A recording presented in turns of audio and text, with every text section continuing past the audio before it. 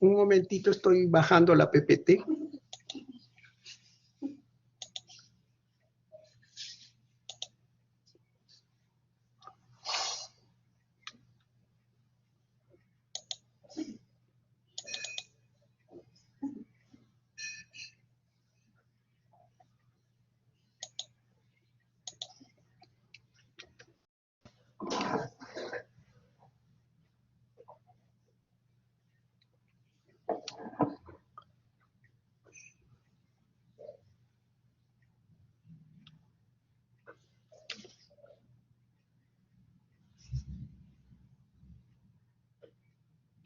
Un momento, por favor.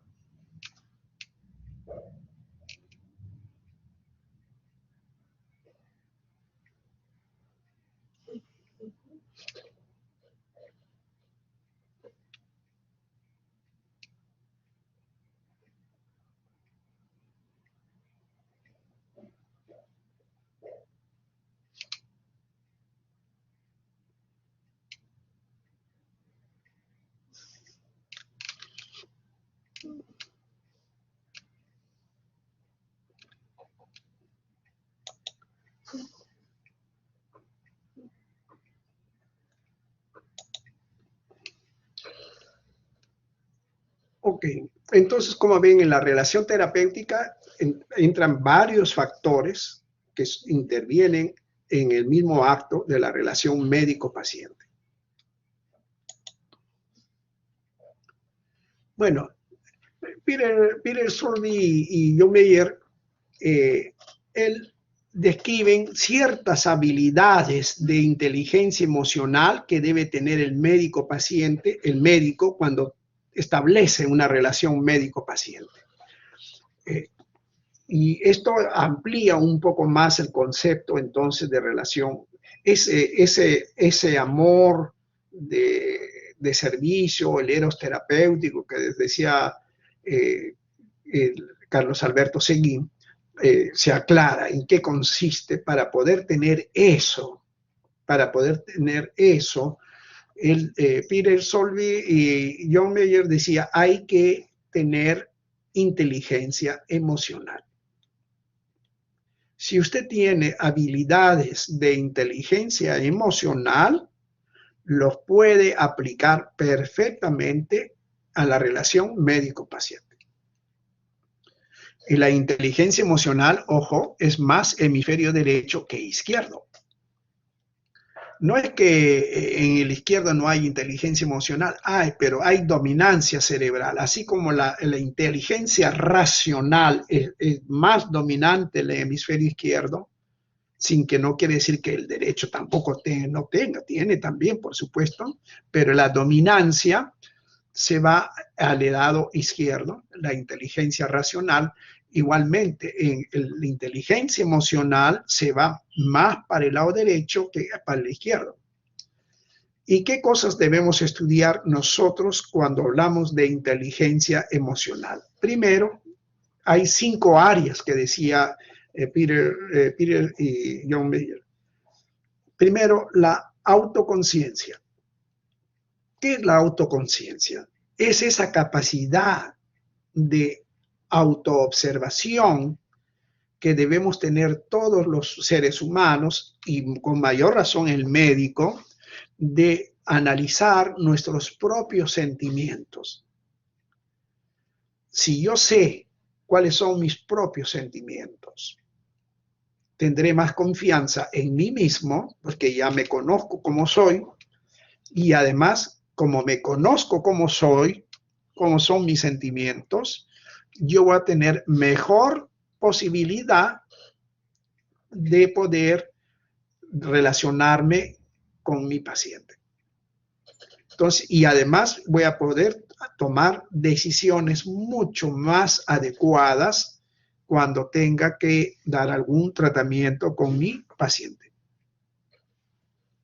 Por eso es importante, porque si usted, como decimos popularmente, es una persona apurada, que no tiene autoconciencia de sus sentimientos, no se da cuenta que tiene muchos sentimientos a lo mejor de amargura, de resentimiento, y que no lo sabe reconocer, como a veces decimos, ese hombre es un hombre amargado, decimos nosotros, ¿no? Es un hombre amargado. ¿Y por qué? ¿No lo ves cómo trata a la gente? Los trata mal, los cuadra, les replica. No, ese parece que viviera una vida amargada, ¿no? Entonces hay que tener mucho cuidado con los sentimientos que uno maneja, porque si yo siento que tengo resentimientos guardados en mi corazón por alguna razón contra alguien o por algún problema, y sé que lo tengo, a la hora de tomar decisiones no me voy a dejar llevar por ese resentimiento, sino que voy a tratar de buscar la mejor solución, la mejor decisión posible en función de lo que requiere el paciente.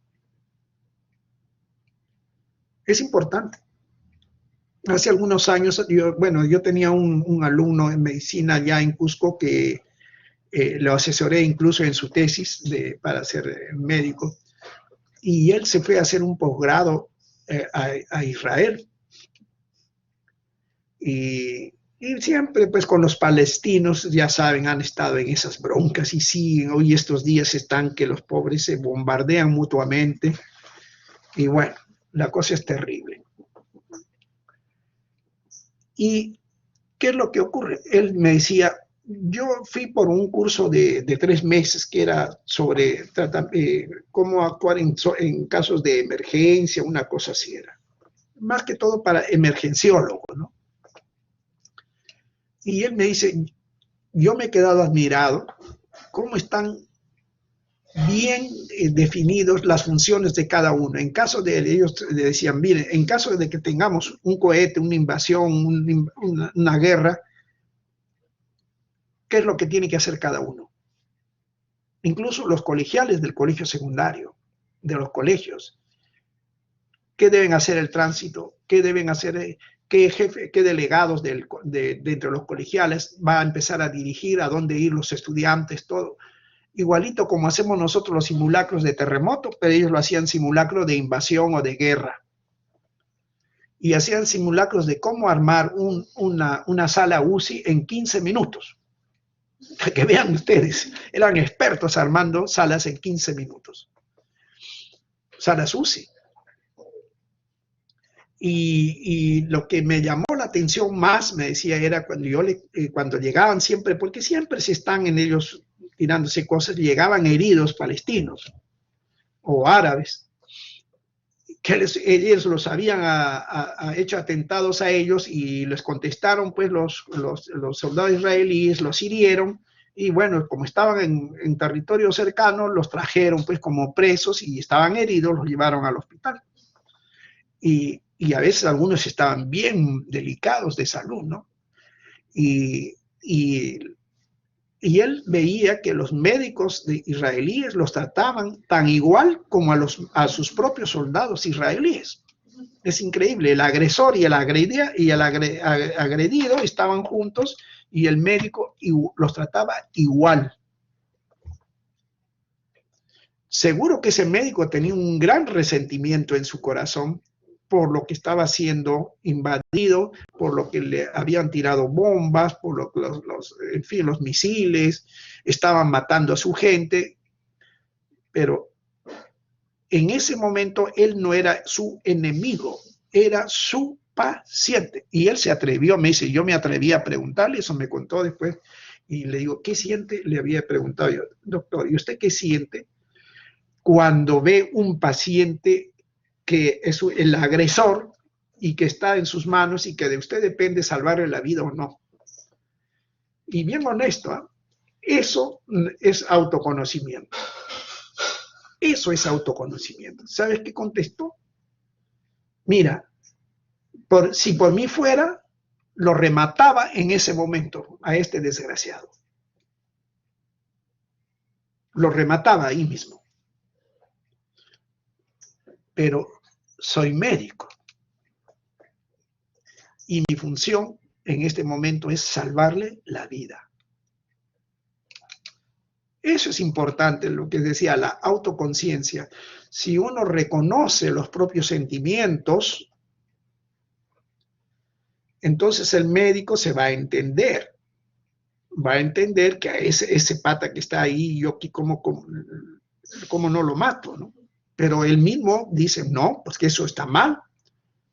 Y como ya se conoce a sí mismo, él tiene confianza para tomar las decisiones más correctas, más adecuadas, tanto de tipo personal como en su relación con el paciente. Eso es la autoconciencia, es una área de la inteligencia emocional. El otro era cómo manejar las emociones. Porque claro, a veces te llega un paciente gritando, llorando, o tú lo ves sufriendo y a veces te puedes conmover también. O a veces puedes ver un paciente totalmente agresivo, que te falta el respeto, te grita, te insulta, a veces te agrede, y tú también quisieras reaccionar y sacarle el ancho, ¿no? O etcétera. O de repente estás en ese momento en un estado de ansiedad, de enojo, o estás un poco deprimido, o estás estresado emocionalmente. Ahora, por ejemplo, con la pandemia, yo me imagino mis colegas que están trabajando con pacientes COVID bajo mucha presión, ¿cómo se sentirán por dentro? Debe ser terrible. Entonces, otra área para inteligencia emocional es cómo manejas las emociones. ¿Cómo manejas las emociones? Porque si sabes manejar esas emociones, vas a tener reacciones emocionales apropiadas para modular tus afectos y poder realizar tu labor adecuadamente. Pero si tú careces de autorregulación emocional, tu labor se va a ver afectada por esa emoción que estás sintiendo por dentro, por a lo mejor un problema familiar, un problema laboral, sabe Dios por qué. ¿Ven? El otro es la automotivación. Automotivación es esencial, ser capaz de visualizar una meta con una amplia gama de logros. Todos los médicos debemos tener una automotivación y tener una meta con amplia gama de logros. Y poco a poco los irá usted alcanzando. Pero si usted no tiene una automotivación para conseguir una meta que a usted le interesa como médico, entonces va a estar con problemas, porque va a estar medio aburrido de su trabajo, como cansado de su trabajo, va a decir, ay, tengo que ir a trabajar, qué fastidio. En cambio, uno que está motivado dice, yo me voy a trabajar porque yo sé que el trabajo me ayuda a conseguir las metas que yo quiero lograr. Y eso le va a facilitar la tolerancia a la frustración, saber esperar y controlar sus impulsos cuando no logra algo que quería y le resultó mal o no salió como usted pensaba, ¿ya? Y usted va a poder entonces reaccionar con mesura y juzgar adecuadamente también. La otra área es que se llamaba el reconocimiento de las emociones de los demás. Eso es bien complicado. Eso implica tener esa habilidad, como si usted fuera un radar que detecta cómo está sintiéndose emocionalmente su paciente o la familia de sus pacientes. Eso es importantísimo. Porque si usted no tiene ese radar, esa capacidad de detectar cómo se sienten emocionalmente su paciente o los familiares, va a ser bien difícil lograr la empatía. Porque empatía, ¿qué cosa es? Es ponerse en el lugar de la otra persona. Y decir, si yo estuviera en el lugar de este que está sufriendo, que está desesperado, que está angustiado, ¿cómo me gustaría que me trataran a mí si yo estuviera en el lugar de esa persona? Eso es la empatía.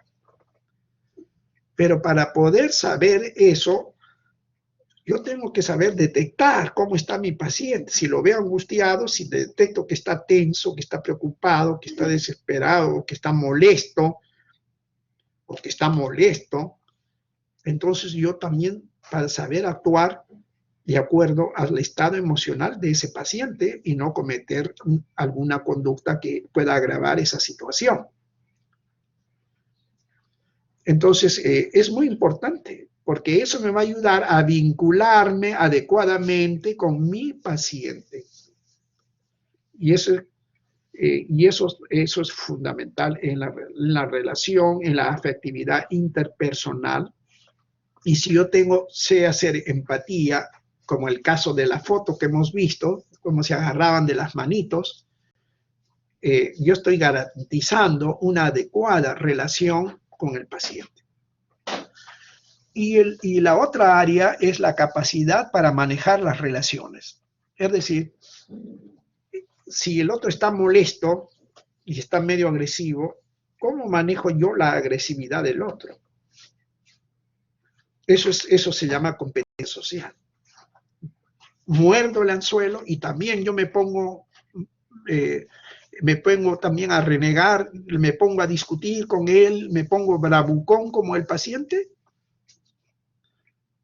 Eso quiere decir que, como se dice, mordió el anzuelo.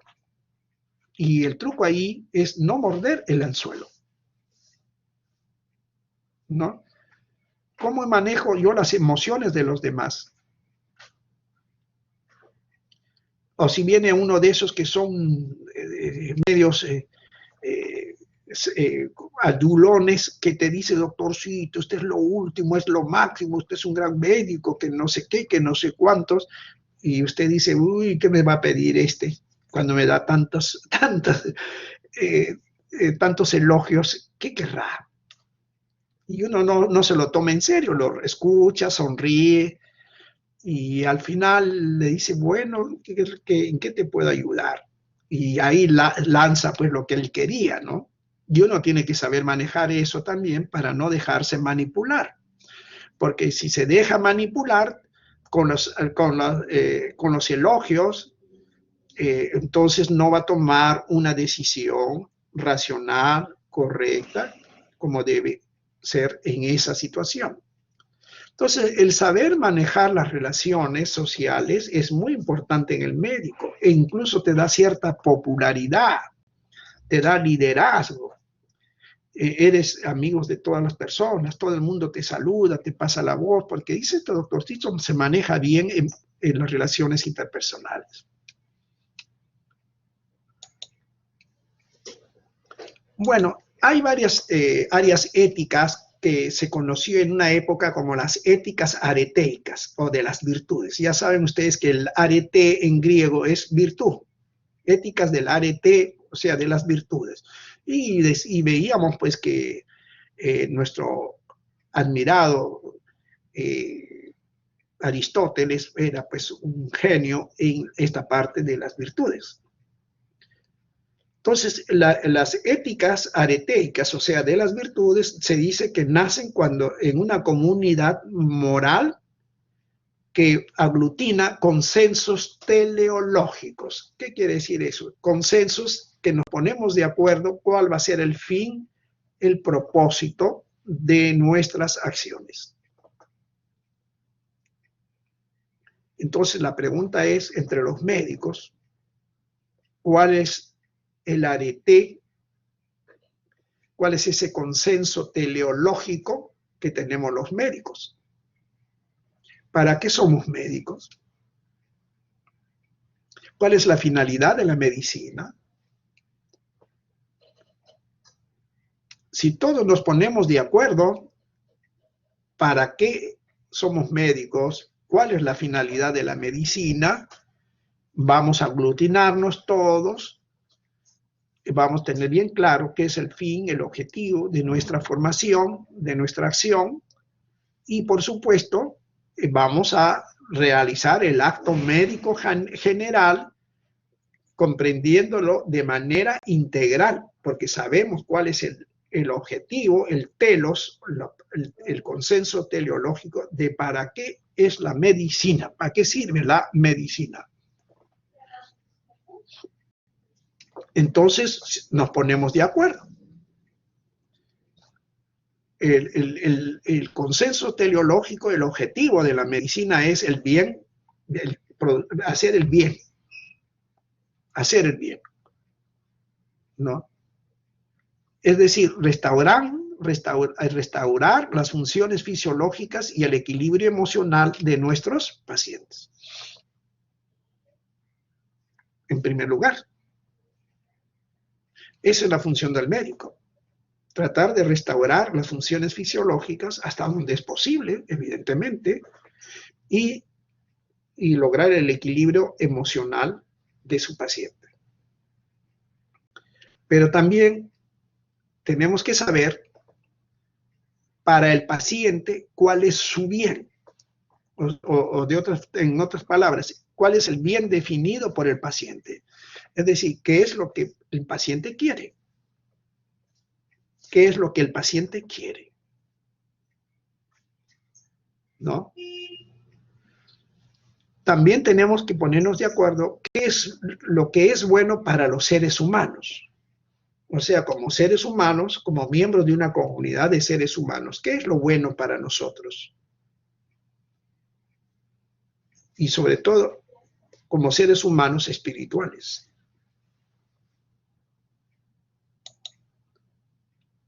Bueno, Pellegrino y Tomasma, en esa corriente del arete de virtudes, ¿no?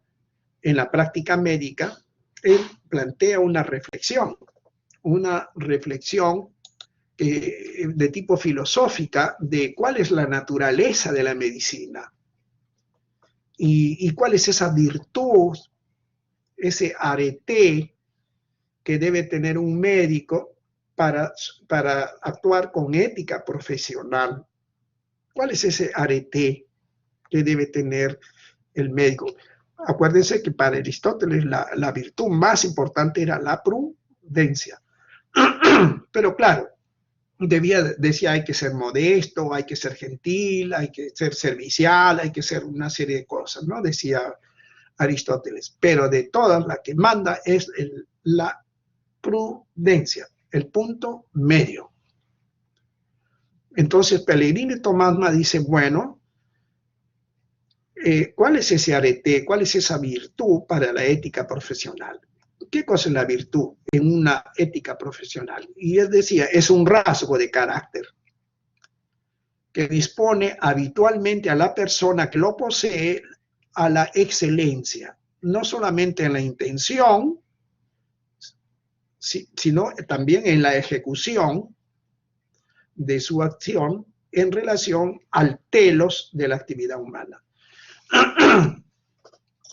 Es decir, virtud es un rasgo de carácter. Y miren que Aristóteles decía que el hombre tiene que ser virtuoso, pero la virtud no se logra de la noche a la mañana. Tiene que primero hacerse el propósito, hacer esa acción, que se convierta en un hábito, es decir, que ya te salga en forma natural, que tu forma de actuar ya sea casi natural, ya no te tienes que esforzar por actuar de esa forma, te sale natural, entonces decimos que ya tienes virtud. Cuando ya te sale en forma natural, ya eres virtuoso. Por eso se llama un rasgo de carácter que dispone que esa persona habitualmente tenga esa virtud y lo va a llevar hacia la excelencia, no solamente en la intención, sino en la ejecución. ¿De qué? Para conseguir ese telos de la actividad humana. Y en la medicina, el telos, ¿cuál es? Hemos dicho, la curación, en el sentido más amplio. Es la curación. Ese es el telos de la medicina.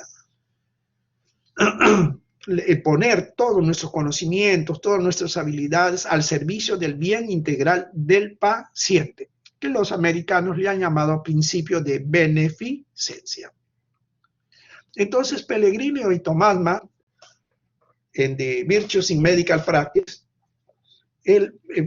dan una relación de virtudes que debería tener el médico en su práctica médica. Dan una serie de virtudes. ¿Cuáles son esas virtudes que, según Pellegrini y Thomas Mann, deberían tener los médicos? Primero, la fidelidad a la promesa. Es decir, usted estudió medicina, ¿para qué? ¿Para hacer daño a su paciente? No. Ha estudiado medicina para hacer el bien a su paciente. Y eso implica una relación de mutua confianza entre el médico y el paciente. Por lo tanto, el médico no puede traicionar la confianza de su paciente, porque eso sería una falta grave de moral profesional. Primera virtud, fidelidad a la promesa. La segunda, benevolencia. Benevolere en latín significa hacer el bien. De ahí viene benevolencia. Bueno, algunos lo han traducido como beneficencia. Entonces, hacer el bien está centrado en eso, en hacer el bien al paciente. ¿Ya? Y eso ocupa un lugar privilegiado dentro de la ética del médico. El médico, ante todo, debe buscar el bien del paciente. Esa es la regla de oro de la ética médica. La regla de oro de la ética médica es buscar el bien del paciente, ya sea en un contexto de atención individual, en un contexto de una medicina social o de una medicina comunitaria o en grupos poblacionales. Siempre la regla de oro del médico es buscar el bien del paciente. El principio de beneficencia. Otra virtud que planteaban ellos, la de abnegación. Miren qué importante es esa virtud que hoy en día, como nuestros colegas están aplicándola, ¿verdad? Están exponiendo su vida y a veces también la vida de sus familiares si es que los contagian y si es que se ganan un COVID. Y de hecho han muerto buscando el bien de sus pacientes. Esa es una gran virtud que ahorita está en vigencia, la abnegación. Existe cierto grado de abnegación que exige que los intereses personales, en este caso incluso familiares, que son totalmente lógicos, como el lucro o el prestigio o el poder, se subordinen al fin de la medicina. ¿Y cuál es el fin de la medicina? El bien del paciente. Por lo tanto, la abnegación se hace para lograr eso, el bien del paciente, y porque tiene una promesa hecha a la sociedad, que es la de la fidelidad. Fidelidad. Otra virtud que verían ellos era el de la compasión. Compasio viene del latín de cum, que significa con, y pasior. Pasior es un verbo que es, bueno, en latín tiene una connotación diferente al español. Nosotros no tenemos verbos pasivos. En latín sí hay verbos pasivos, o sea, padecer con, ¿sí? Sería la traducción de latín, así literal, padecer con. Entonces, ahora, en la práctica, ¿cómo lo diríamos? Sufrir con, sufrir juntos, ¿no? Es lo que decíamos nosotros, esa empatía, ¿no? Esa inteligencia emocional que lo capacita al profesional a sintonizar con su paciente, a sintonizar con lo que está sintiendo, con la experiencia de dolor, la experiencia de sufrimiento de su paciente, y que uno se pone en el lugar de ellos para ver cómo me gustaría que me trataran a mí si yo estuviera en esa situación. Por lo tanto, tiene un componente moral y afectivo. moral y afectivo.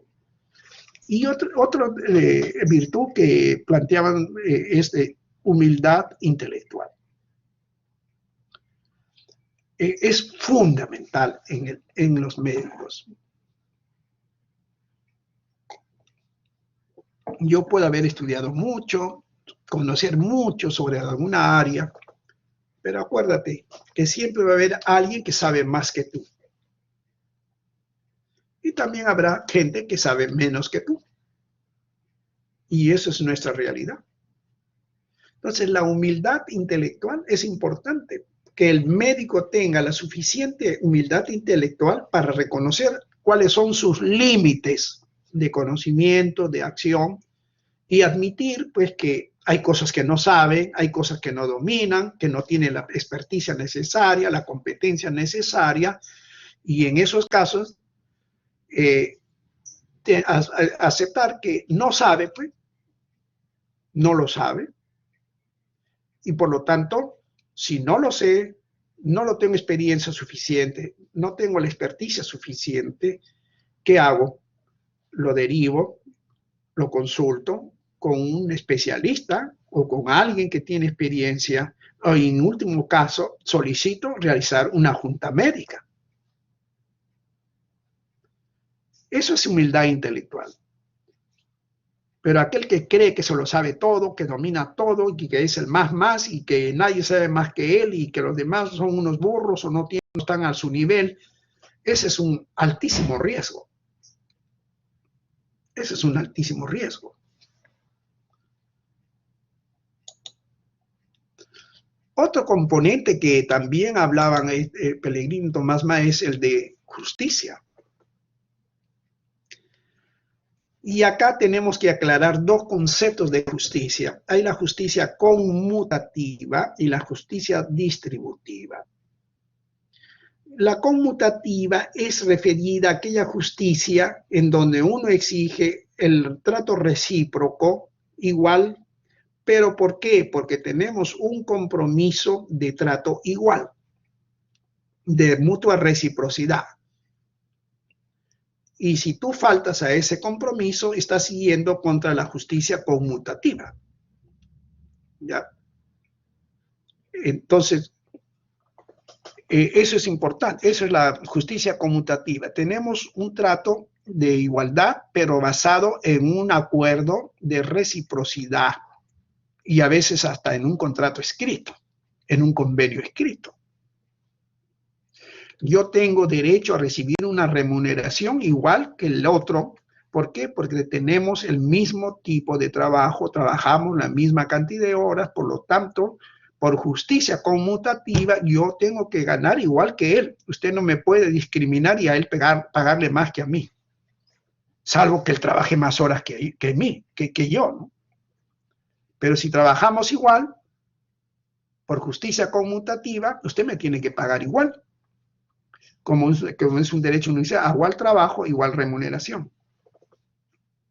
Usted no me puede discriminar porque soy mujer. Yo estoy acá como médico y como médico yo tengo que ganar igual que el médico varón. O yo soy una ingeniera y acá estoy como ingeniera y me tiene que pagar lo que paga igual a un varón.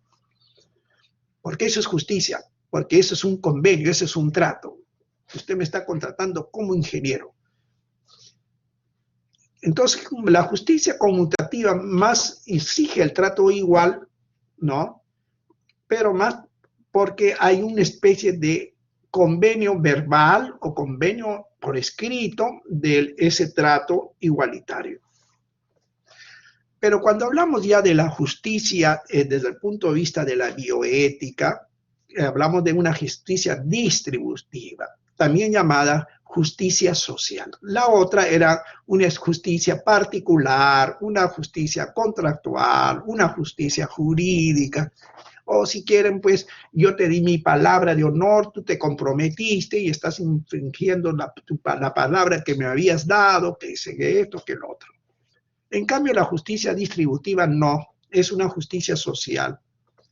También es igualitario y a veces de estricto cumplimiento. Pues yo soy paciente, estoy enfermo, Usted dice que necesita una cama UCI y me tiene que dar una cama UCI. Y no puede usted hacer discriminación de ningún tipo, porque los dos la necesitamos y usted verá cómo soluciona. No me puede dejar a mí fuera de una cama UCI sabiendo que me voy a complicar y me voy a morir. Por justicia distributiva, usted me tiene que dar también la opción de poder entrar a una cama UCI, porque usted mismo lo está indicando, que mi estado de salud requiere una UCI. Ajá, qué problema, ¿no? Qué problema. O yo necesito un respirador, pero no hay más respiradores, ¿cómo le doy? No sé, ese es su problema, no es mi problema. Ese es su problema. Porque usted tiene la obligación, no sé dónde lo he encontrado un respirador, pero me tiene que dar. Yo no voy a salir a comprar respiradores, que lo haga su jefe, que lo haga su director de hospital, que lo haga el responsable, pero yo no voy a ponerme a hacer su trabajo. Su trabajo es que usted me da un respirador, porque lo necesito. Esa es justicia social, justicia distributiva. También igualitarismo en el estricto, ¿no? Pero claro, reclama la distribución de igual cantidad de bienes materiales a todos los miembros de la sociedad, a todos los que lo necesitan. Entonces ahí viene un problema serio. Porque dice, doctor, eso está muy bonito en teoría, pero en la práctica, ¿qué hace usted? ¿Qué es lo que están haciendo los médicos en la práctica? ¿Qué hicieron los españoles? Que dijeron, señores, de ahora en adelante ningún viejito entra a UCI. Mándenlos a su casa, ténganlos por ahí. Y bueno, que o mueren en el hospital o mueren en su casa, pero nadie entra a UCI. Den preferencia a los jóvenes, a las personas maduras, a las que todavía están produciendo, a las que pueden todavía trabajar y pueden producir para el país. Y eso mismo ya se está haciendo en el Perú. Esas directivas no se dan por escrito, pues, porque si usted la da esa directiva por escrito, pues lo levantan en peso. Entonces la dan verbalmente, pero como se dice, no hay nada oculto bajo el sol. Lo graban, como nos enteramos lo de los españoles, hubo un médico que no estaba de acuerdo y lo grabó y lo puso en las redes sociales. Como diciendo, miren lo que están haciendo con los viejitos. Y les aseguro que seguro que él tenía un viejito que era su padre o era su abuelo y dijo, no es justo lo que están haciendo, porque si fuera mi padre, mi abuelo, yo no lo haría. Y lo mismo, estas cosas que nos enteramos, se sabe porque alguien que estuvo allí recibió la orden y dijo, nos han dado esta orden y salió afuera. Viejitos no se les da UCI, cama UCI. Ya lo están haciendo en algunos hospitales. Ahora, la responsabilidad es del jefe, pero claro, el jefe dice, ¿pero qué hago, doctor? 10 necesitan una cama UCI, 10 personas están peleando una cama, ¿a quién se la doy? Por justicia distributiva tendrían que haber 10 camas. ¿Pero a quién se la doy? Pónganse en mi lugar. John Rawls, un filósofo actualmente contemporáneo, interesado en esto de la justicia distributiva, él propuso aplicar lo que él denominó principio de diferencia. Principio de diferencia. Es decir, dar a cada uno según sus necesidades. La pregunta era, ¿quién lo necesita más esa cama? Fulano, dénsela a él. Pero ¿qué pasa si hay 3 que la necesitan más igual? Ahí estamos en un problema. Porque los 3 los necesitan más. Entonces sugiere a través de aceptar asignaciones diferentes con el fin de favorecer a los menos aventajados en la sociedad. Por ejemplo, yo puedo decir, voy a dar este antibiótico, pero no alcanza. tenemos tantos frascos y todo el grupo lo necesita, yo también podría decir, bueno, yo preguntaría, ¿quién se puede comprar el antibiótico? Porque no tenemos muchos frascos. Si se levantan varios y yo, muy bien, cómprelo por favor, porque hay gente acá que no puede comprar el antibiótico. Vamos a preferirlos a ellos con estos pocos frascos que tenemos. Los demás, por favor, cómprense el antibiótico. ¿Qué estamos haciendo ahí? Estamos haciendo principio de diferencia para favorecer a los menos aventajados de la sociedad. ¿Ve?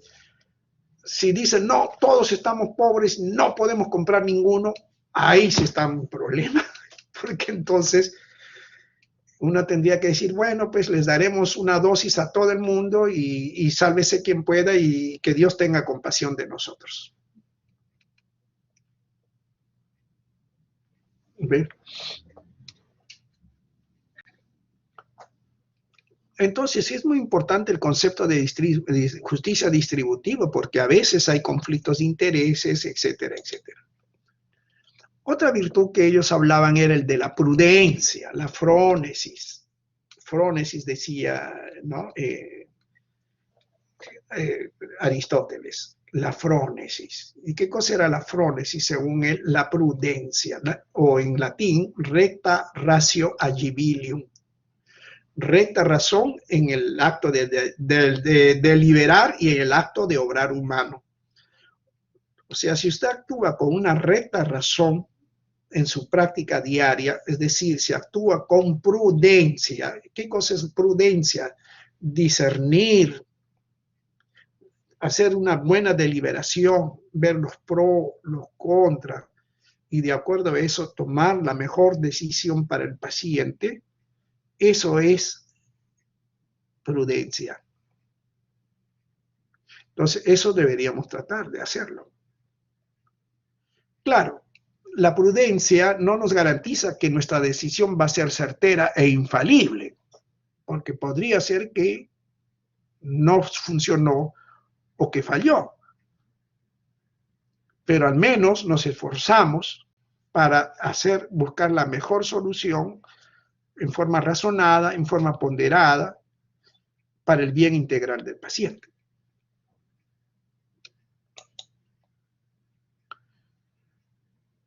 Entonces, pero para ser prudente, uno tiene que haber tenido adiestramiento y experiencia. Eso es importante. ¿Quiénes cometen imprudencia? Los que no tienen mucha experiencia, los que no tienen adiestramiento, no tienen discernimiento, meten la pata. Pero el que tiene experiencia, tiene adiestramiento, es más prudente. Y si no tengo mucha suficiencia de adiestramiento, experiencia, consulto. Por eso es que el mismo Tomás de Aquino hizo esta frase que la tenemos acá abajo. El que es sabio, que nos enseñe. El que es santo, que ore por nosotros. El que es prudente es el que nos debe regirnos, decía él. Es el que debe regirnos, o sea, nos debe guiar.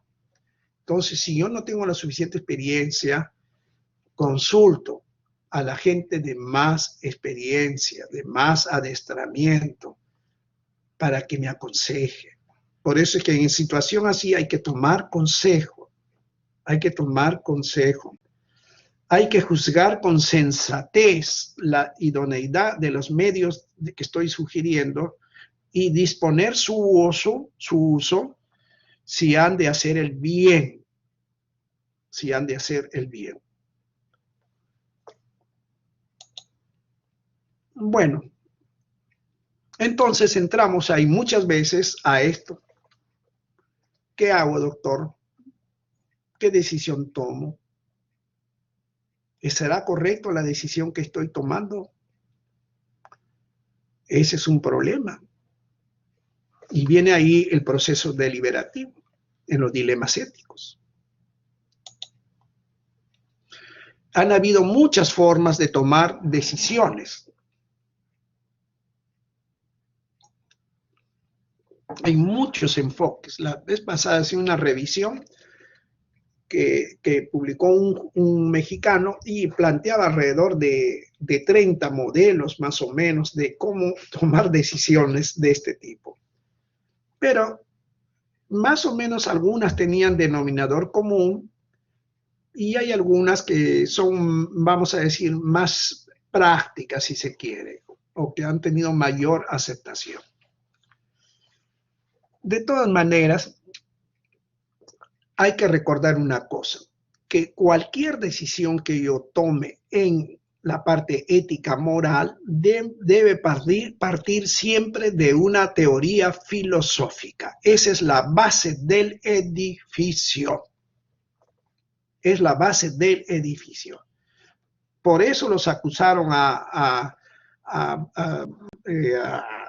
los principialistas, Beauchamp y Childress, cuando Diego Gracia le dice, me va a disculpar, señores doctores, pero lo que ustedes han planteado no son principios, son normas, son reglas, porque usted no parte de ningún principio ontológico y epistemológico, o sea, no parte de ninguna teoría filosófica, no parte.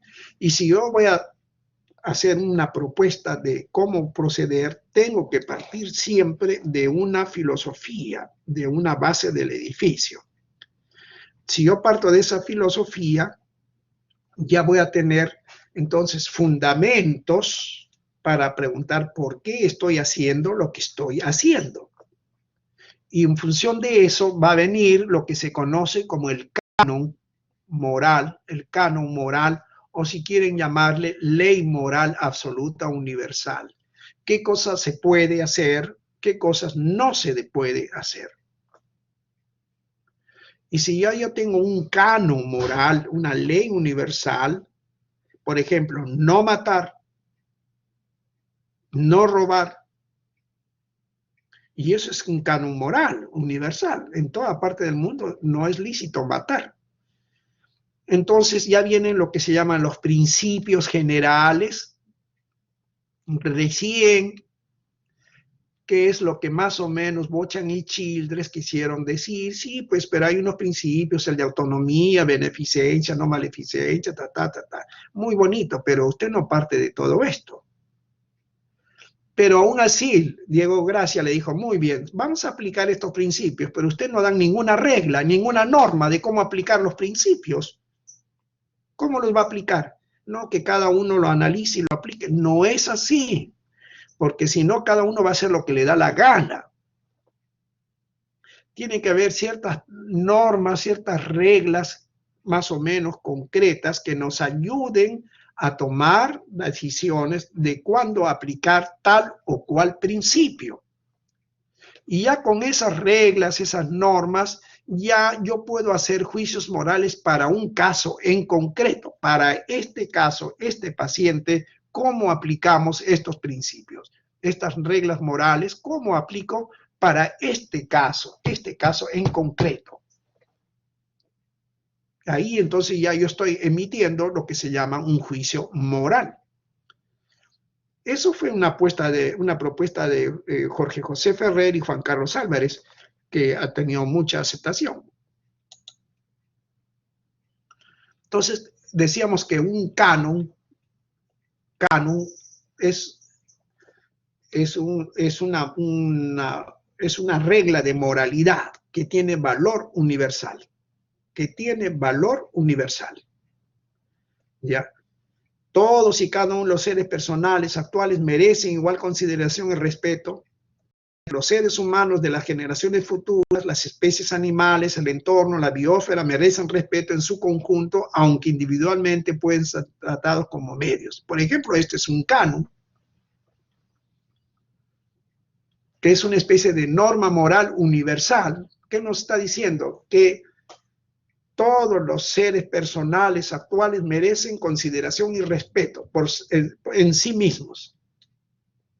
Mientras que los seres humanos de las generaciones futuras de las especies y las especies animales, de la biosfera que nos rodea, aunque merecen un respeto en su conjunto, individualmente pueden ser tratados como medios. Por ejemplo, si yo necesito comer mi churrasquito, puedo matar mi vaquita, pues, para comérmela. Si me le gusta el sándwich de chicharrón de chancho, puedo matar mi chanchito. Pero en general, yo digo, todos los animales merecen respeto, en general. Bueno, últimamente se ha ampliado esa protección a los animales, ¿no? Un poco más. Por eso es que hay gente que hay mucho vegano, mucho vegetariano, ya no quieren comer ni siquiera pollito, ¿no? Porque tienen esa creencia de ni siquiera los animales se pueden sacrificar. Por eso que ellos decían que la vida moral es posible gracias a esa índole social de los seres humanos. Si no tenemos un canon, no vamos a poder actuar, no vamos a saber a qué cosa nos vamos a tener.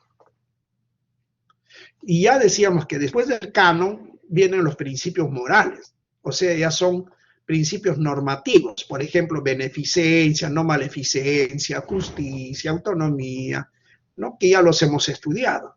Pero decíamos que, ¿cómo aplico esto? Si yo tengo un conflicto entre si aplico beneficencia y autonomía, ¿a cuál de los dos prefiero? Bochan y Childress decide, tú decide. Diego Gracia dice, no, no es así. ¿Ven? Entonces, pues Diego Gracia decide, para aplicar estos principios morales, usted tiene que darme normas, especificaciones de cómo aplicar estos principios. Y por eso es que Diego Gracia habla de los de primer nivel, de segundo nivel, ¿no? Te está dando normas. Si son principios de primer nivel, tienen preferencias sobre los del segundo nivel, etcétera, etcétera, que lo hemos visto, ¿no? Y después te dan reglas de aplicación para casos particulares, casos concretos, en donde tú vas a aplicar, vas a hacer un juicio moral para ese caso concreto.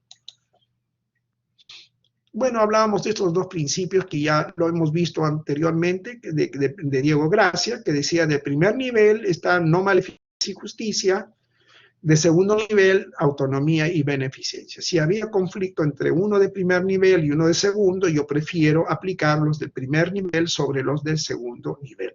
Si había conflicto entre estos dos, como están en el mismo nivel, ahí sí yo tengo que analizar para ese caso concreto, tengo que analizarlo bien y ver cuál de los dos aplico. Lo mismo ocurre si hay conflicto entre estos dos en el mismo nivel, también tengo que hacer un buen análisis para saber cuál de los dos aplico. Se han dado entonces algunas recomendaciones para los comités de ética. Ustedes saben que hay comités de ética de investigación, que es para cuando se presentan proyectos de investigación, que no es el caso que estamos viendo. ¿Y qué es lo que motivó el famoso informe Belmont, ¿no? Porque se habían cometido un montón de barbaridades de investigación en los nazis y todo lo demás. Y que después se descubrieron que Estados Unidos también estaba cometiendo barbaridades. Entonces sale el famoso informe Belmont, ¿no? Con los principios. Pero esos principios se están aplicando ahora a la parte médica clínica, ¿no?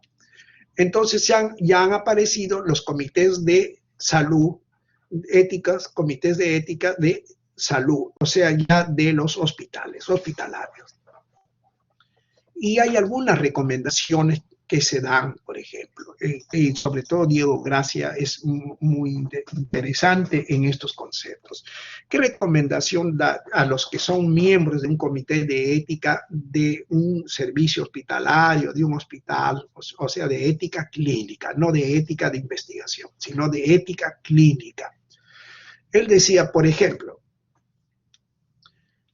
los actos morales que usted va a juzgar son poliédricos, decía él. Usaba esa palabra poliédricos. ¿Qué quería decir con eso? Que depende tiene muchas caras. Un poliedro, como su nombre dice, tiene muchas caras. Y depende de la cara con que lo mire, el acto moral va a juzgar de una forma y si lo mira por la otra cara, va a juzgar de otra forma. Entonces, hacer un acto moral es muy complicado. Va a tener muchos matices. Van a elaborarse muchos juicios morales. Y por lo tanto, cuando nosotros vamos a tomar una decisión, tenemos que tomar en cuenta todos estos factores, todos estos juicios morales, todos estos enfoques diferentes que se pueden dar a un mismo problema. ¿Para qué? Para hacer un análisis, ¿no? Y poder llegar a un acuerdo. No es cosa fácil. No es cosa fácil. Tomar una decisión moral es difícil. Entonces, Dios, gracias. Acuérdense que cuando va a tomar un acto moral, va a ser un juicio moral en un caso concreto, un dilema ético. Acuérdense que depende de por qué cara del poliedro lo está mirando el problema. Y tiene la obligación de mirarlo por diferentes ángulos, No lo puede mirar solamente bajo un solo ángulo, sino por diferentes ángulos, porque es un poliedro. La otra recomendación que hacía es que no existe un protocolo definido como si fuera un algoritmo. Ustedes han visto en medicina, ya son estudiantes del 8º ciclo, en medicina interna les van a enseñar, paciente que viene tal problema, si tiene tal cosa, sí, le haga tal cosa, si dice no, tiene tal otra. Y si dijo no, le hace tal y le hace esto. O sea, tiene sus algoritmos muy precisos. Y eso le ayuda a usted a tomar una decisión de diagnóstico, de terapia, etc. Pero en comités de ética no hay protocolos o algoritmos que nos aseguren una certeza de que la decisión que vamos a tomar es la más correcta. No hay eso. No existe. Y no puede existir. ¿Por qué? Porque las decisiones morales no son juicios analíticos, son decisiones prudentes, que implica mucho el conocimiento, implica mucho la experiencia. Hay mucha incertidumbre, y por eso es que acá es fundamental utilizar la virtud de la prudencia. No quiere decir que no sea racional, por supuesto hay un componente racional, ¿ya? Pero tampoco es 100% racional. Por eso es que él decía que el procedimiento de decisión dará unos criterios generales para ayudarnos a tomar decisiones. Entonces, este procedimiento que vamos a ver ahora te da procedimientos generales nada más. No es un algoritmo, no es un protocolo. Te dan una sugerencia de pasos que tú vas a seguir para tomar una decisión. Son recomendaciones, ¿no? Generales, criterios generales de cómo podrías tomar una decisión.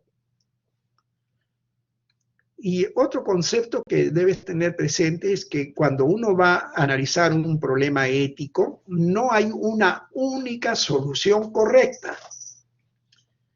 La mayoría de los casos, de las veces, pueden haber 2, 3, 4 soluciones y todas son correctas. Y ahí entonces empieza un problema, porque ¿cuál tomo? ¿O cuáles tomo? ¿No? Entonces, el esquema que estamos sugiriendo es este, como acabamos de ver, es una propuesta, una sugerencia, no es un algoritmo, no es un protocolo estricto, eso no puede haber en los comités de ética clínica, pero te dice más o menos, te orienta cómo deberías hacer ese proceso para cuando tienes un dilema ético. Y te dice, lo primero que tienes que hacer es recoger los datos. Lógico, la historia clínica, informes de repente de servicio social, de repente hay un problema jurídico de por medio, de repente hay un problema psiquiátrico, de repente hay informes de los especialistas, de repente se han hecho entrevistas personales a los médicos, a los enfermos, etc. Eso depende, el comité de ética clínica tiene que decidir qué insumos va a utilizar, pero de hecho parte sí o sí de la historia clínica completa, con sus análisis, sus exámenes laboratorios, con todo, ¿no? Con qué tratamiento está recibiendo, cómo está respondiendo al tratamiento, todo eso, lo tiene que saber. Y también hay problemas biopsicosociales, es decir, esa persona no es sola, no es un individuo, no es un hongo, vive en una familia, tiene un trabajo, vive en una sociedad, tiene un centro laboral. Entonces van a presentarse también problemas biopsicosociales asociados a su enfermedad, ¿ya? Que hay que también tomarlos en cuenta. Hay que también tomarlos en cuenta. También hay que identificar cuáles son los problemas éticos en sí por el cual está siendo consultado. ¿Por qué ha llegado al Comité de Ética Clínica este caso? ¿Por qué lo han traído? Entonces hay que identificar los problemas. Y a veces uno empieza a encontrar más problemas de lo que le planteó el que consultó. Por eso es que hay que enumerar y definir todos los problemas y ver cuáles son problemas pasados, cuáles son problemas actuales, cuáles son problemas que se van a venir a futuro. A veces es bueno hacer un árbol de problemas o hacer una espina de Ishikawa, ¿no? Para ayudarnos a analizar y buscar las causas de los problemas y poder tomar una decisión. Una vez que ya tenemos bien claros los problemas identificados, pasados, actuales y futuros, tenemos que decir cuál es nuestro canon o norma moral fundamental que vamos a utilizar. Y ahí viene la filosofía. ¿Cuál es la filosofía ética de la cual nosotros partimos?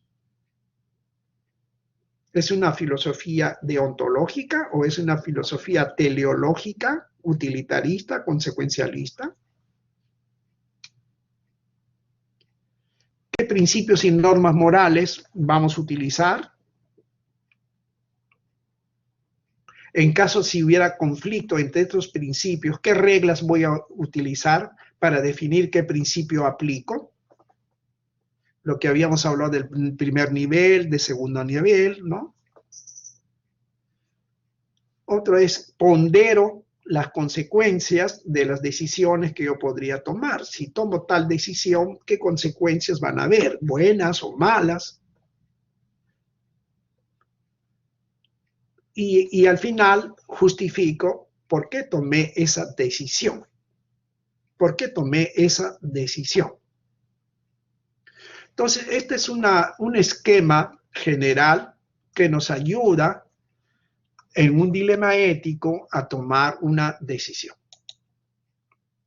Entonces ya hemos dicho la recogida de datos en la historia clínica, que tienen que ser completos. Los problemas biopsicosociales es muy importante. Aparte de los problemas médicos que tiene el paciente, tiene pues, problemas de tipo social, familiar, laboral, etcétera, que también se tienen que tomar en cuenta. ¿Qué problemas éticos tiene el caso que está siendo consultado? Entonces podemos hacernos 4 preguntas básicas. Lo primero es, ¿qué nos están preguntando? Es decir, ¿por qué ha llegado este caso acá? ¿Por qué ha llegado al comité clínico? ¿No? ¿Qué nos preguntan? Y la siguiente sería, ¿por qué nos los están preguntando? La tercera sería, ¿Y para qué nos están preguntando? Y por último, ¿es competencia del comité ver este caso? Entonces tenemos que tener bien claro para responder esas preguntas. ¿Qué nos están preguntando? Supongamos que dijeran, ¿puedo transfundir sangre a un paciente testigo de Jehová? Ah, ya. ¿Y por qué no los pregunta? Porque tengo un paciente que tiene una anemia severa, anemia plástica, que esto, que lo otro, y necesito transfundirlo. Ajá. ¿Y para qué no lo preguntan? Porque la familia se opone y nosotros tenemos que tomar una decisión, una actuación, si le damos o no le damos. Ajá. ¿Esto será competencia del comité, tomar una decisión de este tipo? A lo mejor el comité dice, yo creo que este es un problema de decisión de la familia o del paciente. Si está lúcido, no tiene por qué consultarlo al comité. Si el paciente no quiere, está lúcido y se da cuenta de todo y dice, no quiero aunque me muera, ¿para qué consulta al comité? De repente dice, no es competencia del comité. ¿Ven? Esas 4 preguntas son básicas. Son básicas. Entonces hay que hacer un buen análisis y contestar esas 4 preguntas. Y además analizar qué cosa, qué conflicto subyacente están en cada pregunta. ¿Ya? Ahora, podemos encontrar una serie de problemas. Hay problemas pasados, problemas presentes y problemas que van a surgir al futuro. La regla, más o menos, la orientación es que, miren, señores, si son problemas pasados, el comité no los va a poder resolver porque ya pasaron. Por ejemplo, se olvidaron de solicitar un consentimiento informado y lo operaron al paciente y salió mal la operación. Y ahora están en un juicio. Entonces el comité va a decir, bueno, pues es un problema del pasado, ¿qué quiere que haga el comité? Nosotros no nos podemos pronunciar sobre eso. Nos vamos a pronunciar sobre el problema presente. ¿Por qué consulta? Es que esa pierna que la amputaron, ahora resulta que la única que le queda, no nos queda más remedio que amputársela, pero la familia no quiere. Ese es un problema actual. Pero si la amputaron la otra y se equivocaron y no pidieron consentimiento informado, eso es un problema pasado, eso no es problema del comité. Lo tomaremos en cuenta, nos enteraremos, pero no resolvemos sobre eso, porque es un problema pasado. Que lo investiguen, que vea el comité de auditoría médica o por último la fiscalía, pero nosotros no nos metemos en eso. Pero si se da en el presente, ahí sí tenemos que pronunciarnos, tomar una decisión y ver qué se puede hacer. Y los problemas que van a surgir al futuro, si tomamos esta decisión, eso también hay que analizarlo. ¿Qué cursos de acción se pueden tomar de acuerdo a las consecuencias también que se van a presentar? ¿Ven? Y también nos podemos ayudar por árbol de problemas, por espina de Ishikawa, para solucionar eso. Entonces, una vez que hemos identificado bien claro el problema ético troncal, vamos a decir, el más importante, por eso nos ayuda mucho el árbol de problemas para definir de todos los problemas cuál es el problema troncal, cuál es el problema madre del cual se derivan los otros problemitas. Una vez que hemos identificado eso, nos dedicamos a trabajar eso. ¿Qué cursos de acción se pueden hacer? Pueden haber cursos de acción intermedios, pueden haber otro tipo de cursos de acción, eso es lo que hay que analizar. ¿Y qué consecuencias se van a presentar como si usted adopta tal acción o recomienda tal otra acción? ¿Qué consecuencias se van a presentar en cada una de estas acciones que usted recomiende? Ojo, digo, recomiende. Usted no puede ordenar, no puede imponer. El comité de ética es un comité consultivo, no exige que sea de obligación obligatoria. El médico tratante puede recibir el informe del comité de ética y decir, no estoy de acuerdo y yo hago de otra forma como a mí me parece. Eso es decisión del médico tratante. Usted no le puede decir, ¿por qué no ha cumplido lo que dijo el comité de ética? No puede usted hacer eso. porque tiene carácter de recomendación. Carácter de recomendación, nada más. Y al final, pues, se toma una decisión y se tiene que hacer viendo qué principios se han aplicado, qué consecuencias se van de aplicación de tal principio, ¿no? Y por supuesto, tiene usted que hacer un tamizaje siguiendo un buen análisis a la hora de tomar decisiones. ¿Qué tamizaje o qué proceso de análisis va a tomar? Primero, ¿cuál es el canon o la norma moral fundamental que usted va a utilizar para tomar esa decisión? Después tiene que decidir qué principios y normas morales está utilizando cuando está tomando esta decisión. Ponderar las consecuencias por haber tomado esas decisiones en cada caso de las cuales usted está recomendando. Si yo tomo tal acción, ¿qué consecuencia indeseable podría presentarse? Si tomo tal otra acción, ¿qué consecuencia indeseable podría presentarse? Y así tiene que tenerlo bien claro, ponderar bien las consecuencias. Después ya justificar por qué tomó la decisión que tomó, ¿no? Pues tiene que decir cuáles fueron las razones para haber tomado esa decisión, ¿ya? Y poder sustentarlas como debería ser. Bueno, y además siempre tiene que ser una metodología dialógica. En el comité de clínico nadie impone al otro nada. Todas las opiniones se respetan, porque acuérdense que los actos morales hemos dicho que son poliédricos. Hay muchos enfoques, muchos ángulos con que se puede analizar el problema, son poliédricos. Por lo tanto, nadie puede imponer nada a nadie. Se respetan todos los puntos de vista de los miembros del comité, ¿ya? Y evidentemente la decisión que se va a tomar va a ser colectiva, interdisciplinar, y cada uno aceptará o no aceptará tal o cual decisión, ¿ya?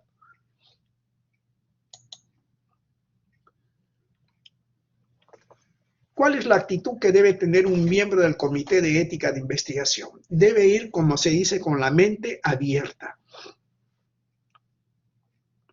Una actitud de búsqueda ante un problema. No puede ir ya con prejuicios. Más bien debe estar disponible a escuchar todos los argumentos, todos los razonamientos que puedan hacerse en el comité de ética. Y después decidir lo mejor, que beneficie mejor más al paciente. Porque si usted va con la otra postura, rígida, con un enfoque ya determinado, ya va bien prejuiciado,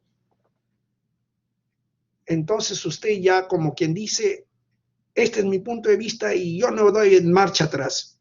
Y más bien va a estar tratando de buscar justificaciones para defender su punto de vista. Va a ser todo al revés. Se va a dedicar a buscar razones para hacer valer su punto de vista, cuando lo lógico es más bien buscar a la otra, qué acciones se pueden tomar para llegar a una conclusión. Usted va al contrario, ya usted ya decidió, como dice, ya lo sentenció antes de juzgarlo. Es como si usted fuera juez y antes del juicio ya tenía la sentencia de muerte y lo único que va a hacer en su escrito cuando lee la sentencia, tratar de justificar por qué lo condenó a muerte. O sea, antes del juicio ya tenía el veredicto. Y hay muchos que van al comité de ética van ya con un veredicto sin haber analizado el problema.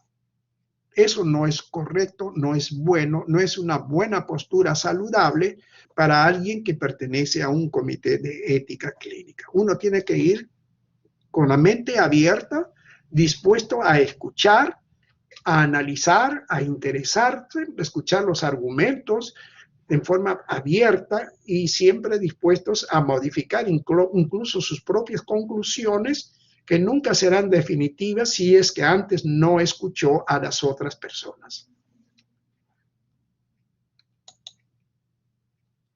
Bueno, Diego Gracia hizo más o menos el mismo sistema, ¿no? Presentación de caso, discusión, identificación de problemas, elección de la persona responsable del caso, problema moral, identificar los cursos de acción, deliberación, decisión final y argumentos a favor y en contra de la decisión que se tomó.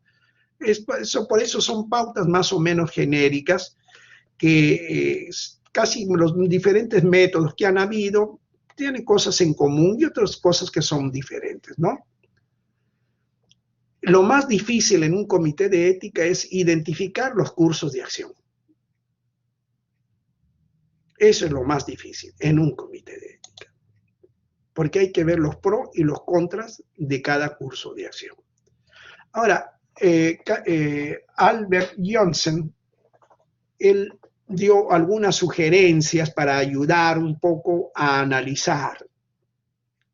Él decía, me parece muy bien el esquema que ha presentado Diego Gracia, pero yo podría ayudarlo en la parte de deliberación, Lo de Diego Gracia es más la parte de deliberación de valores, ¿no? Y cursos de acción.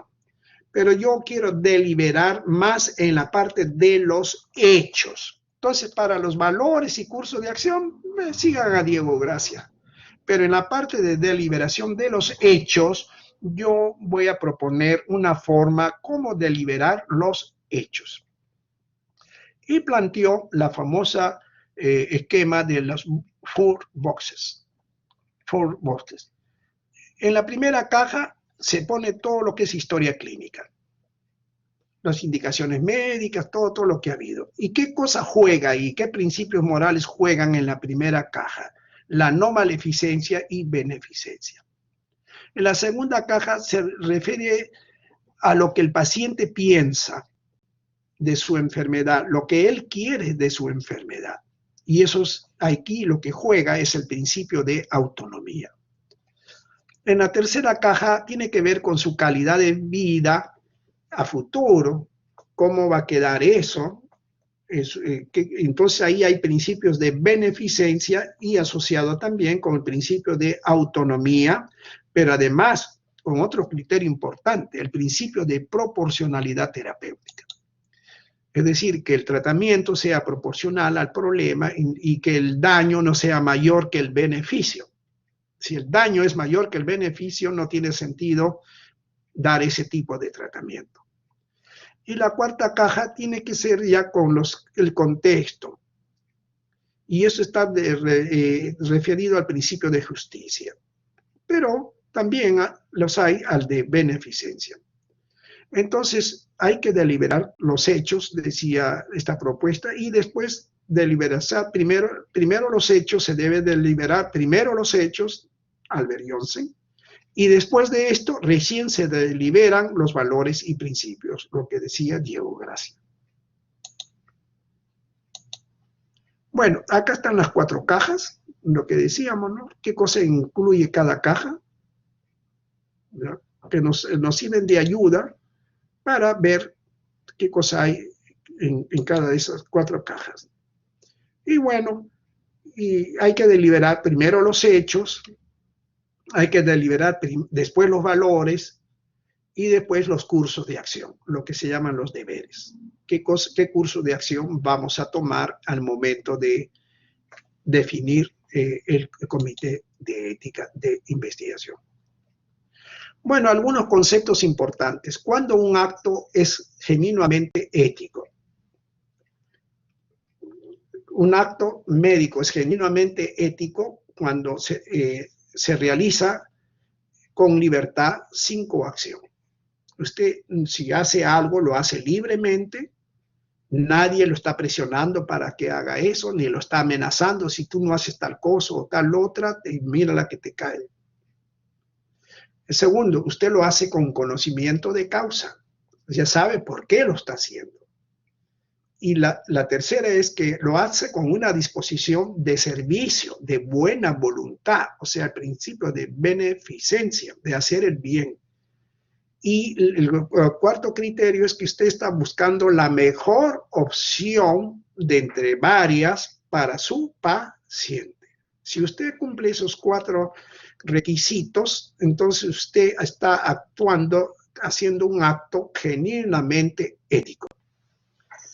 Otro concepto es el principio de doble efecto. Es decir, a veces usted tiene que hacer un tratamiento, pero resulta que tiene algunos efectos colaterales. Y usted dice, bueno, ¿lo doy o no lo doy? Le doy el tratamiento, le va a ayudar a su enfermedad, pero se va a poner más delgado, no va a comer unos días, va a estar con vómitos, se le va a caer el pelo. ¿Qué hago? ¿Lo doy o no lo doy? Eso se llama el principio de doble efecto. Entonces hay algunas cosas que se recomiendan. Primero, que el acto a realizarse sea bueno.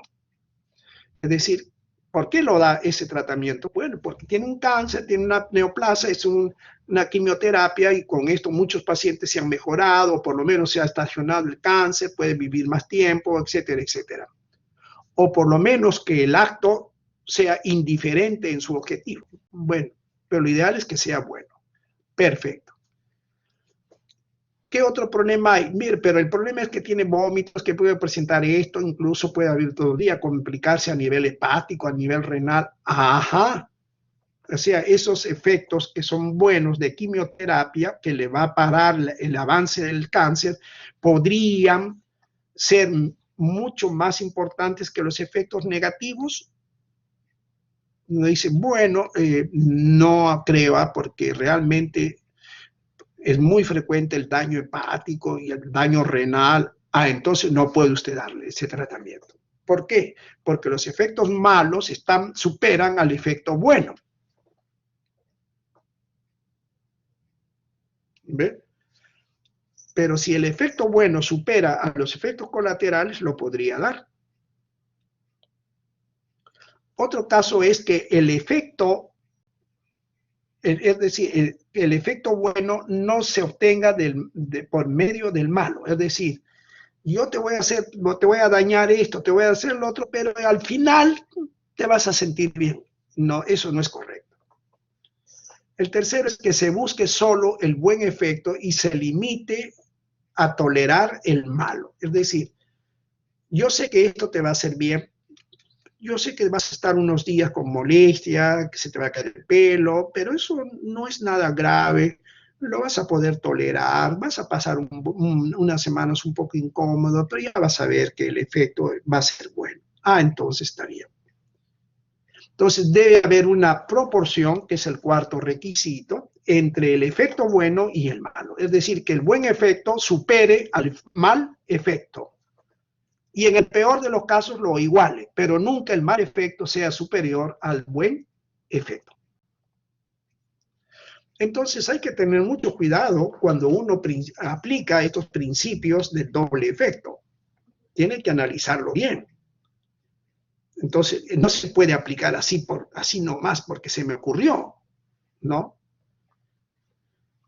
Debe verse cada caso concreto, requiere analizarse bien, sobre todo cuando son drogas nuevas, drogas que no están muy bien comprobadas, etcétera. Hay que tener mucho cuidado con el principio del doble efecto, ¿ya? Y hay que tener mucha prudencia, mucha prudencia. También hay 2 principios morales y uno universal que pueden ser útiles en ciertas ocasiones. Por ejemplo, el principio de objeción de conciencia. A veces hay un acto que usted dice en conciencia, yo no lo puedo hacer. Entonces hay un principio de objeción de conciencia. Nadie está obligado a realizar ningún acto que considere amoral o ilegal. Por ejemplo, casos de abortos, dicen, no, yo no hago abortos. Pero mira, es legal, el Congreso ha aprobado la ley del aborto, que se pueden hacer, está bien que lo haga otro, pero yo me niego por objeción de conciencia. El otro principio de libertad moral, principio de libertad moral. Todo ser humano es agente moral autónomo, autónomo. Todo ser humano es un agente moral autónomo. Y como tal debe ser respetado por todos los humanos, incluso los que mantienen posiciones morales distintas. Es la libertad moral. Oye, pero acá todo el mundo se saca la vuelta. Saca tú también la vuelta a tu mujer. Disculpa. Si tú quieres sacar a la tuya, bueno, sácala, pues, pero yo no la voy a sacar. Tengo libertad moral. Y tú no puedes decir que no la saque. Ay, pero tú eres el único que nos estás haciendo quedar mal. Todos acá, oye, acá todos fuman, acá todos chupan, acá todos consumen coca y tú eres el único que está conversando, pero no consume. Tienes que consumir, pues. Somos patas, ¿qué te va a hacer? Disculpa. Yo soy autónomo. Mi libertad moral me dice que no. Si tú quieres consumirlo, consúmelo, pero no me puedes obligar. Entonces, y otro principio es de libertad de pensamiento. Los individuos pueden tener distintos criterios sobre un mismo tema y aunque no se pongan de acuerdo o incluso estén discordantes, totalmente discordantes, deben respetarse. Deben respetarse. Bueno, y esto es una especie de mapa conceptual que les podría ayudar de alguna forma a hacer un análisis de dilemas éticos. Análisis de dilemas éticos, los principios, ¿no? A ver, analícenlo con calma. Es bonito, ¿ah? Lo encontré en un libro y me encantó. A ver, revísenlo con calma ustedes. Bueno, voy a pasar lista un momentito, por favor.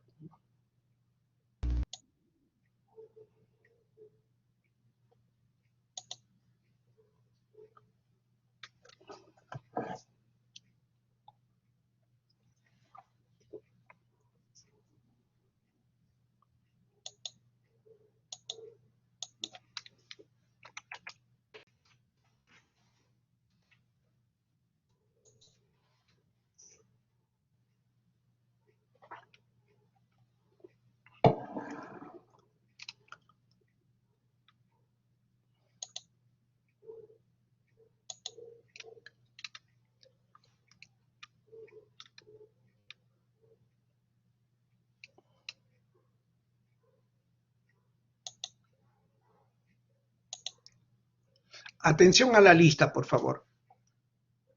Almoguer, Liliana. Presente, doctor. Ya. Araujo, Yair. Buenas noches, presente, doctor. Ya, ok.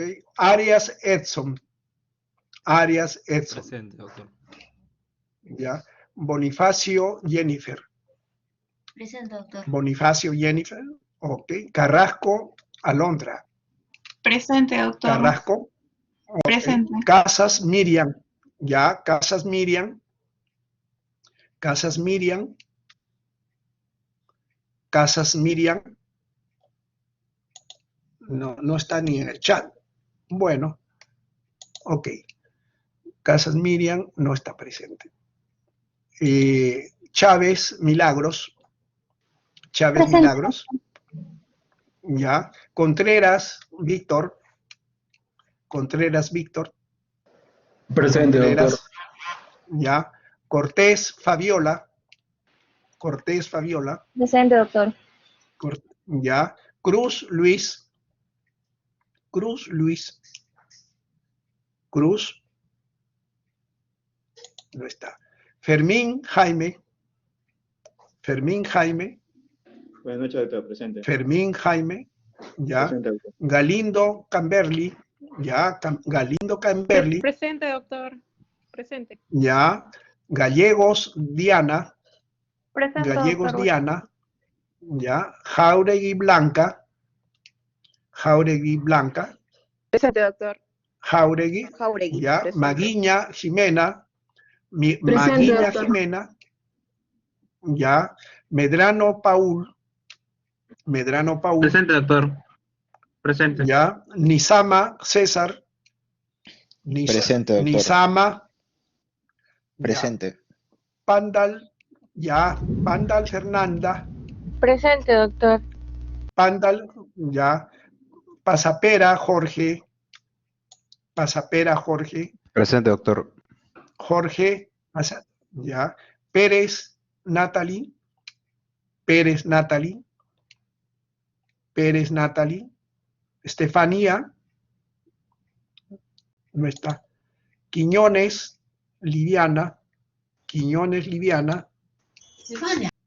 ¿Quién es Quiñones. Silvana, doctor? Presente, doctor. Quiñones.